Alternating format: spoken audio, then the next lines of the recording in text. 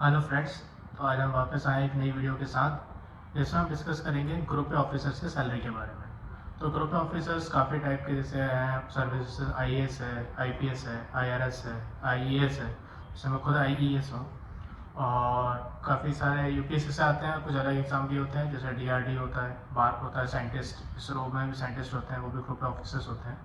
तो इनकी सैलरी के बारे में थोड़ा सा मैं एक इस आपको वीडियो में बताना चाहता हूँ। देखिए, सबकी सैलरी ऑलमोस्ट सेम तो नहीं होती क्योंकि हर जगह अलाउंसेस थोड़े चेंज हो जाते हैं, लेकिन जो बेसिक टाइप की सैलरी बनती है वो बनती है फाइनेंस मिनिस्ट्री के रूल्स के अकॉर्डिंग ही। तो फाइनेंस मिनिस्ट्री हर साल कुछ सालों में पे कमीशन देता है। वो पे कमीशन के बेसिस पे ही कोई भी गवर्नमेंट सर्वेंट की सैलरी बनती है जो सेंट्रल सर्विसेज में काम कर रहा है, सेंट्रल गवर्नमेंट की जो सर्विसेज में काम कर रहा है। अब ये जो पे कमीशन है, ये अभी जो है 7th पे कमीशन चल रहा है, और फिर अभी 8th पे कमीशन आने वाला है, बोल रहे हैं कि नेक्स्ट ईयर तक आ जाएगा 8th पे कमीशन। लेकिन अभी अगर कोई आप ग्रुप ऑफिसर अगर आप ज्वाइन करता है तो उसकी जो सैलरी बनेगी वो 7th पे कमीशन के हिसाब से ही बनेगी।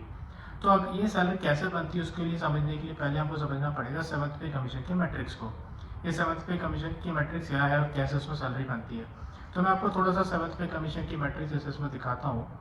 तो जैसे आप ये देख सकते हैं, अब आप इसमें जो रेड से सर्कल करा हुआ देखेंगे वो 56,100 लिखा हुआ है, ये लेवल 10 लिखा हुआ ऊपर देखिए आप। तो लेवल 10 का मतलब ये होता है कि लेवल 10 मतलब आप जो एंट्री करते हैं, कोई भी गवर्नमेंट ऑफिसर लेवल 10 पे ही ज्वाइन करता है।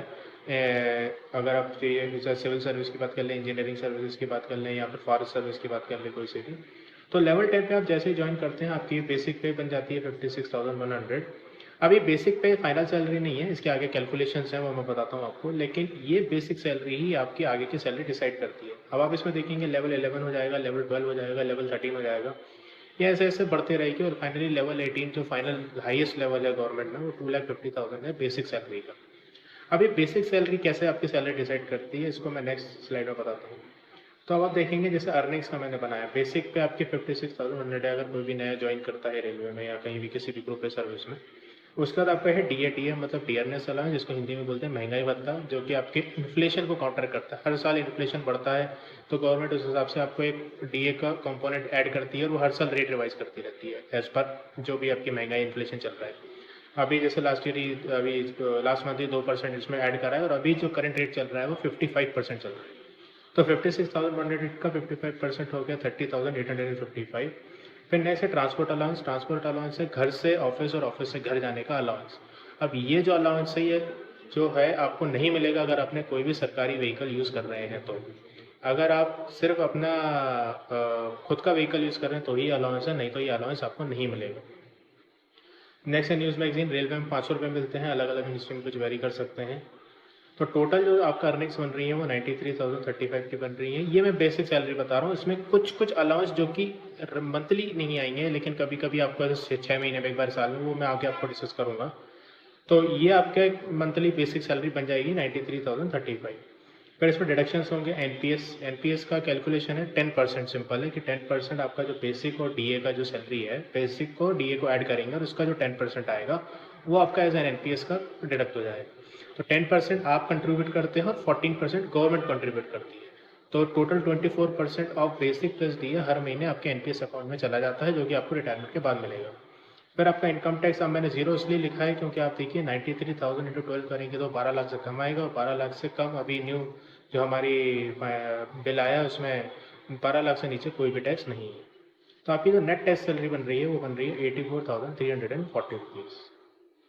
अब इसमें कुछ कुछ अलाउंसेस भी हैं, जैसे ये अलाउंसेस आप देखेंगे ट्रैवलिंग अलाउंस। तो ट्रैवलिंग अलाउंस का है कि ट्रैवलिंग अलाउंस का मतलब ये है कि आप कभी भी हेडक्वार्टर को छोड़ेंगे, हेडक्वार्टर को छोड़ेंगे मतलब सपोज आपकी मुंबई पोस्टिंग और आप जिस जगह पे ऑफिस में हैं उससे आपको 8 किलोमीटर के बाहर जाना पड़ रहा है जुरिसडिक्शन में, तो आप मतलब हेडक्वार्टर से बाहर हैं तो आपको एक ट्रैवलिंग अलाउंस मिलेगा, जो कि होता है कि आपका एक दिन आप बाहर रहे तो एक दिन का मिलेगा, 10 दिन बाहर रहे तो 10 दिन का मिलेगा। इसके जो रेट्स हैं वो अभी जैसे ग्रुप ऑफिसर का लेवल 10 के अराउंड 1100 रुपये के आसपास चल रहा है। तो 1100 रुपये अगर आपका एक दिन का है, अगर आप 10 दिन बाहर रहे तो 11,000 रुपये, 5 दिन बाहर रहे तो 5,500 रुपये। ऐसे आपका ट्रैवलिंग अलाउंस मिलेगा। अगर आप महीने में कहीं बाहर नहीं गए तो आपको इसमें नहीं मिलेगा अलाउंस। फिर नेक्स्ट है हाउस रेंट अलाउंस। तो ये इसके 3 रेट हैं, 27%, 18% और 9%। ये बेसिक पे के हैं, ध्यान रखिएगा। तो बेसिक पे का 27% मिलेगा अगर आप किसी एक्स क्लास सिटी में रहते हैं, यानी मेट्रो सिटी में रहते हैं। 18% मिलेगा अगर आप किसी वाई क्लास सिटी में रहते हैं, जैसे वाई क्लास सिटी हो गया आपका कोई भी भोपाल, इंदौर, ऐसा कोई मिडिल क्लास सिटी ऐसा होगा। 9% जो कि थोड़ा जेड क्लास रूरल एरिया में अगर आप हैं तो फिर आपको 9% मिलेगी बेसिक पे। तो नेक्स्ट है children education allowance and hostel subsidy. ये रेलवे में मिलता है, अलग अलग मिनिस्ट्री में मिलता है। तो चिल्ड्रन एजुकेशन अलाउंस आपको रेलवे में आपको 2,500 रुपये महीना मिलता है, और हॉस्टल सब्सिडी अगर आपको 7,000 के आसपास मिलती है।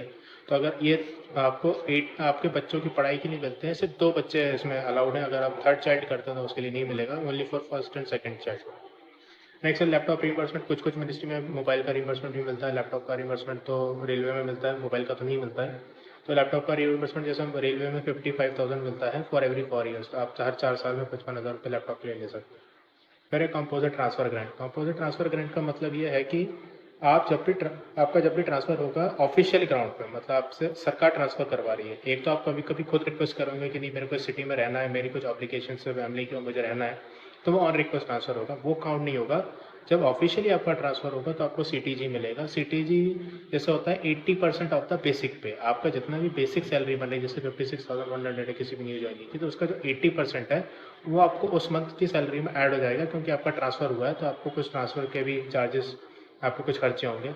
इसके अलावा जो सामान आप ट्रांसफ़र करेंगे उसका फेयर अलग मिलेगा, that is not counted in CTG, वो आपको एक अलग से मिलेगा।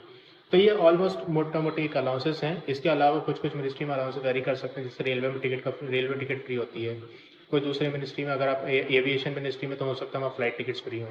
ऐसे कुछ अलाउंस वेरी कर सकते हैं, पर जो एक गवर्नमेंट स्ट्रक्चर में ये अलाउंसेस तो आपको हर जगह मिल ही जाएंगे। तो होप आपको ये वीडियो पसंद आई हो, और अगर आपको ये वीडियो पसंद आई हो तो आप लाइक शेयर एंड सब्सक्राइब करें। Thank you.